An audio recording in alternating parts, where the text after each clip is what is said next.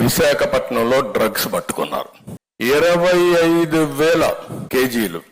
అటు కంటైనర్ తీసుకొచ్చిన వ్యక్తి, ఇటు అధికారులు పోయి డిలే చేయడానికి ప్రయత్నం చేశారు. నిన్న ఏదైతే విశాఖపట్నంలో జరిగితే మీరు ఆ ఫోటో చూస్తే వాళ్ళ పార్టీ వ్యక్తి 5 సంవత్సరాలు ఈ రాష్ట్రంలో డ్రగ్స్ మాఫియాని పెంచి పోషించి కడాన రాష్ట్రాన్ని నాశనం చేసి ఈ రోజు ఇంటర్నేషనల్ మాఫియాతో సంబంధాలు ఎస్టాబ్లిష్ చేసే పరిస్థితికి వచ్చారంటే వీళ్ళు ఏమన్నా నాకైతే అర్థం కావడం లేదు.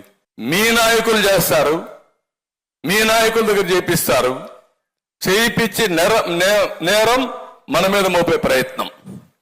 ఇది మీరు గుర్తుపెట్టుకోవాల్సిన అవసరం ఉంది. అందుకే నేను చాలా స్పష్టంగా చెప్తున్నా, ఈ రోజు ఇక్కడ జరిగే విషయాలు మీరు చూస్తే ఈ రాష్ట్రంలో వచ్చే డబ్బులంతా ఇంటర్నేషనల్కి వెళ్ళిపోతున్నాయి. ఢిల్లీలో జరిగిన లిక్కర్ స్కామ్ లో కూడా వీళ్ళు ఉన్నారని